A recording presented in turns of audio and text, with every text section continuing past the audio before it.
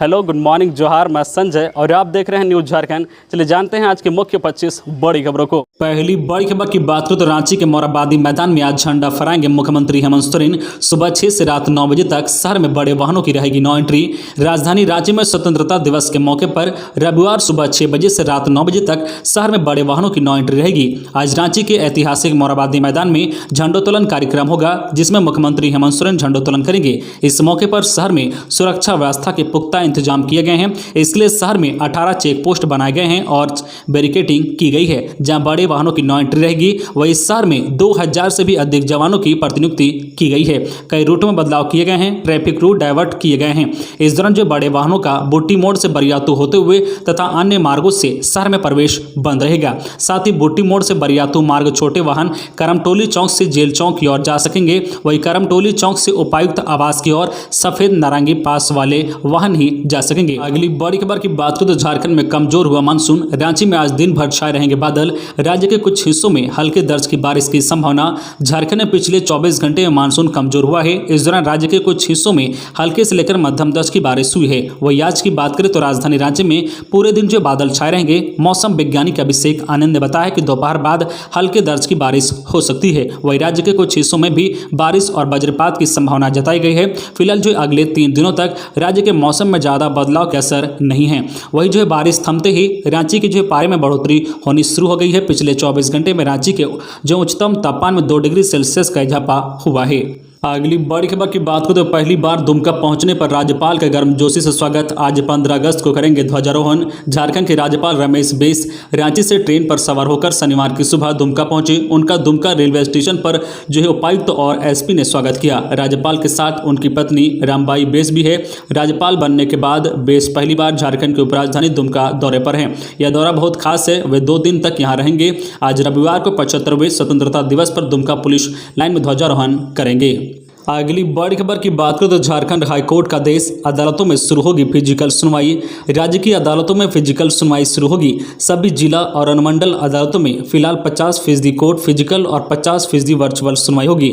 Physical और virtual court के साथ साथ चलाने की तैयारी करने के निर्देश झारखंड हाईकोर्ट के प्रभारी रजिस्ट्रार जनरल ने शनिवार को जारी कर दिया है। हाईकोर्ट की ओर से जारी SOP के तहत ही मामलों की सुनवाई की जाएगी। जारी आदेश के अनुसार फिजिकल सुनवाई शुरू करने से पहले सुप्रीम कोर्ट की ओर से जारी कोविड-19 यूजर मैनुअल का ट्रेनिंग लेना जरूरी होगा। सभी को फिजिकल और वर्चुअल कोर्ट के लिए अलग अलग कोच लिस्ट जारी करना होगा। जो फिजिकल कोर्ट की पूरी व्यवस्था सुप्रीम कोर्ट के दिशा निर्देशों के अनुरूप ही करनी होगी। हाईकोर्ट के रजिस्ट्रार जनरल ने SOP सभी जिले के प्रधान जिला जज को भेज दी है।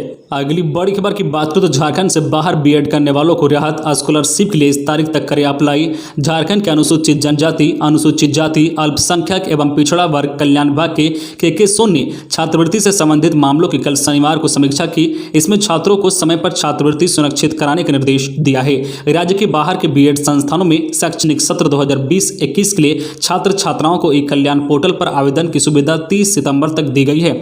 KK सोन ने निर्देश दिया है कि झारखंड के बाहर के बीएड संस्थानों में शैक्षणिक सत्र 2020-21 के लिए बीएड की पढ़ाई कर रहे हैं अनुसूचित जनजाति, अनुसूचित जाति, अल्पसंख्यक एवं पिछड़ा वर्ग के छात्र छात्राओं को भी छात्रवृत्ति के लिए ई कल्याण पोर्टल खोले हैं। इसके लिए 30 सितंबर तक आवेदन किए जा सकते हैं। अगली बड़ी खबर की बात करें तो बड़ा हादसा। झारखंड के लातेहार में पानी टंकी से गिरने से 3 मजदूरों की मौत। महुआटांड थाना क्षेत्र में बन रही पानी टंकी का शटरिंग खोलने के दौरान शनिवार को गिरने से 3 मजदूरों की मौत हो गई है। मृतक मजदूरों में धनबाद जिले के बलियापुर निवासी नूर हुसैन 26 वर्षीय, मनीर अंसारी 42 वर्षीय और जो फुंका हैब्रम 30 वर्षीय के नाम शामिल हैं। मजदूर जो है मोहम्मद जाकिर अंसारी ने बताया कि हम लोग पानी टंकी की सेटरिंग खोल रहे थे, तभी अचानक सेटरिंग के साथ मजदूर गिरकर घायल हो गए। सभी घायल मजदूरों को महुआटांड अस्पताल लाया गया, जहां चिकित्सकों ने प्राथमिक उपचार के बाद बेहतर इलाज के लिए लोहरदगा सदर अस्पताल रेफर कर दिया। घायलों ने इलाज के लिए सदर अस्पताल लातेहार जाने के दौरान ही रास्ते में दम तोड़ दिया। खबरों में आगे बढ़ने से पहले आपसे रिक्वेस्ट है कि अगर आप चैनल को सब्सक्राइब नहीं किए हैं तो प्लीज चैनल को सब्सक्राइब करके बेल आइकन प्रेस कर दे, जिससे आपको झारखंड की हर छोटी बड़ी खबर का अपडेट आप तक पहुंचता रहे। चलिए बढ़ते हैं खबरों की ओर। अगली बड़ी खबर की बात करें तो झारखंड के राज्यपाल रमेश बैस बोले छात्र सिर्फ डिग्री पर नहीं ज्ञान पर भी दे जोर। झारखंड के राज्यपाल सह कुलाधिपति रमेश बैस राज्य की उपराजधानी दुमका पहुंचे। उन्होंने सिंधु कानू मुर्मू विश्वविद्यालय में हस्तशिल्प सह पुस्तक प्रदर्शनी और हस्तशिल्प से संबंधित सर्टिफिकेट कोर्स का शुभारंभ किया। उन्होंने कहा कि सिर्फ डिग्री लेने का कोई औचित्य नहीं है, ज्ञान की कद्र होती है, इसलिए विद्यार्थियों को इस पर जोर देना चाहिए। झारखंड के राज्यपाल रमेश बैस ने सिंधु कानू मुर्मू विश्वविद्यालय में आयोजित हस्तशिल्प सह पुस्तक प्रदर्शनी से पहले संताल होल के अमर नायक सिंधु और कानू की प्रतिमा पर श्रद्धा सुमन अर्पित किए। उन्होंने कहा कि संताल अमर शहीद सिंधु कानू की धरती है, यहाँ निशानेबाजी और फुटबॉल में काफी संभावनाएं हैं। खेलों के विकास को लेकर भी यूनिवर्सिटी को काम करना चाहिए। अगली बड़ी खबर की बात करें तो झारखंड में सोना सोबरन धोती साड़ी योजना का शुभारंभ। अब गरीबों को सिर्फ इतने रुपए में मिलेगी धोती साड़ी।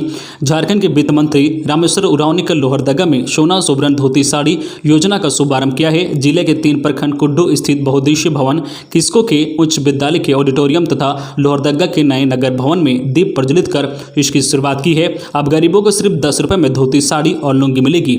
मंत्री रामेश्वर उरांव ने कहा कि आज खुशी का दिन है कि हमने चुनाव पूर्व जो वादा किया था उससे निभा रहा हूं। उन्होंने कहा कि वोट 5 साल में होता है। चुने हुए सांसद दिल्ली जाते हैं और विधायक रांची जाते हैं। जनता एक बार वोट लेती है और सरकार 5 साल तक जनता की सेवा करती है। सरकार भोजन, पानी, राशन, दवा तथा अंग वस्त्र देने का काम कर रही है। मंत्री ने कहा कि 350 रुपए की साड़ी तथा 300 रुपए की धोती और 250 रुपए की लुंगी मात्र 10 रुपए में सरकार दे रही है। यह राशन कार्ड धारियों तक पंचायतों द्वारा पहुंचाई जाएगी। अगली बड़ी खबर की बात करें तो गुमला में मौसम की मार, आकाशीय बिजली की चपेट में आने से युवक की मौत। बाल बाल बची 2 बेटियां, घर जाने के दौरान हुआ हादसा।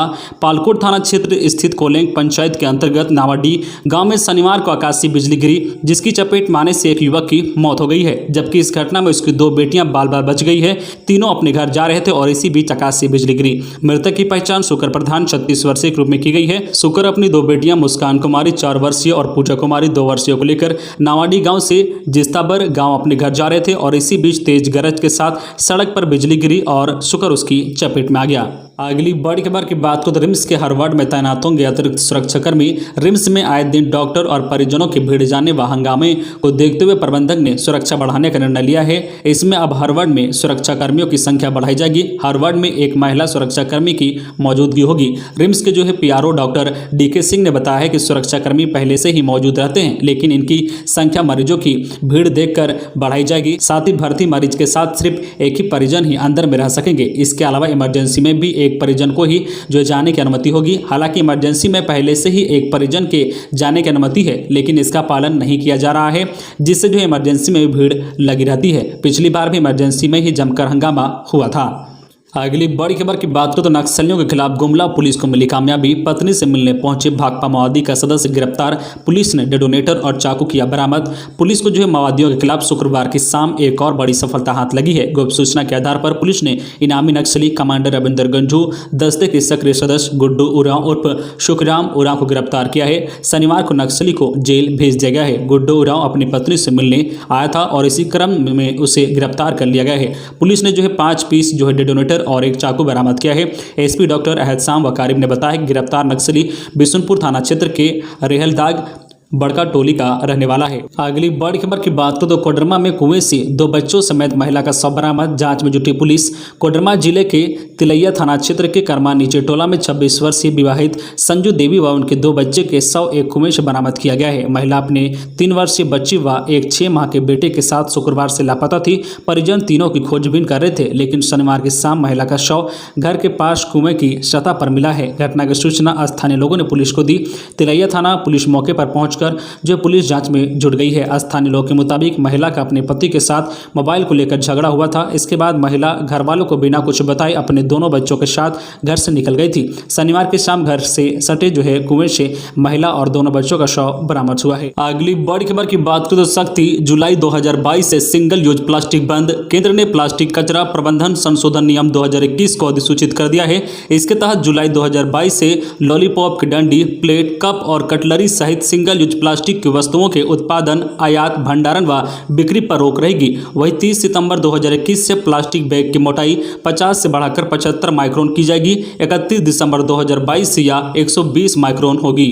अगली बड़ी खबर की बात करें तो बीएड कॉलेज का 25 तक होगा रजिस्ट्रेशन। रांची विश्वविद्यालय के अंतर्गत आने वाले बीएड कॉलेज में चलने वाले सत्र 2020-22 के विद्यार्थियों का रजिस्ट्रेशन शुरू हो चुका है। इसमें जो है बीएड कॉलेज बिना फाइन के परमिशन सेक्शन में 25 अगस्त तक अपने विद्यार्थियों का रजिस्ट्रेशन करवा सकते हैं। वहीं 300 रुपये प्रति विद्यार्थी फाइन के साथ 28 अगस्त तक कराया जा सकता है। अगली बड़ी खबर की बात करें तो रांची डीसी लोक अदालत की तैयारियों का लिया जायजा। 2 हेल्पलाइन नंबर जारी। रांची जिला विधिक सेवा पदाधिकारी की ओर से आगामी 11 सितंबर 2021 को लोक अदालत का आयोजन किया जाएगा। राष्ट्रीय विधिक सेवा पदाधिकार नई दिल्ली के निर्देश पर झारखंड राज्य विधिक सेवा पदाधिकार रांची के संरक्षण में व्यवहार न्यायालय रांची परिसर में आयोजन लोक अदालत में विभिन्न वादों के निष्पादन हेतु शनिवार को बैठक आयोजित की गई। राष्ट्रीय लोक अदालत के लिए 2 हेल्पलाइन नंबर जारी किए गए हैं। इसमें से हेल्पलाइन नंबर 9852361635 है और दूसरा नंबर 8757137746 है। इन नंबरों पर संपर्क कर आवश्यक जानकारी प्राप्त की जा सकती है। वही बैठक में उपायुक्त रांची छवि रंजन द्वारा ज़्यादा से ज़्यादा जो है मामलों का लोक अदालत द्वारा जो है निष्पादन करने का निर्देश दिया है। अगली बड़ी खबर की बात करें, झारखंड के शिक्षा मंत्री को नहीं मिली अग्रिम जमानत। अब अगली सुनवाई पर सबकी नजर। गबन के मामले में झारखंड के शिक्षा मंत्री जगन्नाथ महतो को अदालत से अंतरिम राहत नहीं मिल सकी है। अब 21 अगस्त को अगली सुनवाई होगी, जबकि मंत्री के विरुद्ध गिरफ्तारी वारंट जारी करने की याचिका पर 16 अगस्त को सुनवाई होगी। मंत्री की ओर से धनबाद कोर्ट में अग्रिम जमानत के लिए याचिका लाई गई थी। अदालत ने शुक्रवार को अग्रिम जमानत देने से इनकार कर दिया। इसके बाद मंत्री की परेशानी बढ़ गई है। वह पहले से ही स्वास्थ्य कारणों से परेशान है। अब कानूनी परेशानी से चिंतित होना लाजमी है। बताते चले कि Jharkhand commerce inter college Dumri के जय प्रभारी प्राचार्य डेंगलाल राम ने 9 फरवरी 2017 को कॉलेज के अध्यक्ष जगन्नाथ महतो, फूलचंद महतो, रामेश्वर प्रसाद यादव, रविंद्र कुमार सिंह, प्रताप कुमार यादव, मोतीलाल महतो और राजेंद्र महतो के विरुद्ध 27 लाख रुपए के गबन का आरोप लगाते हुए शिकायत वाद दर्ज कराया था। अगली बड़ी खबर की बात करें तो रांची में गौ तस्कर गिरफ्तार। ग्रामीण क्षेत्र से जानवर लाकर रांची में करते हैं व्यापार। 8 जानवर भी जब्त। बड़े नेटवर्क का हो सकता है खुलासा। रांची के नामकुम थाना क्षेत्र से शनिवार को पशु तस्कर को गिरफ्तार किया गया है। इस दौरान इनके यहां से पुलिस ने 407 ट्रक के साथ 8 पशुओं को भी बरामद किया है। पूछताछ में पुलिस को गौ तस्कर ने बताया कि वह पशुओं को तमाड़ से रांची ला रहा था। नामकुम थाना प्रभारी ने बताया कि हालिया दिनों में ग्रामीण इलाकों से पशुओं को जो है शहर में लाकर बेचा जा रहा है। पुलिस को सूचना मिली थी कि एक पशु तस्कर वाहनों में भरकर पशुओं को रांची ला रहा है। प्रारंभिक सूचना के आधार पर पुलिस की ओर से वाहन जांच अभियान चलाया गया। इसमें वाहन पर लदे पशु बरामद किए गए हैं। पुलिस की ओर से हिरासत में लिए गए व्यक्ति से पूछताछ में धंधे में शामिल कुछ और लोगों के नाम का जो है खुलासा हुआ है। पुलिस जानकारी पुख्ता होने पर इन जो है लोगों के खिलाफ कार्रवाई कर सकती है। पशु तस्करों का गिरोह रांची सहित पूरे राज्य भर में फैला हुआ है। तो ये थी आज की झारखंड की टॉप बड़ी खबरें। इसी तरह झारखंड की हर छोटी बड़ी खबर देखने के लिए आप हमारे चैनल न्यूज झारखंड चैनल को सब्सक्राइब करके बेल आइकन प्रेस कर दीजिए, जिससे आपको झारखंड की हर छोटी बड़ी खबर का अपडेट आप तक पहुंचता रहे। तो आज के लिए बस इतना ही। हमें दीजिए इजाजत, फिर मिलते हैं नेक्स्ट न्यूज में।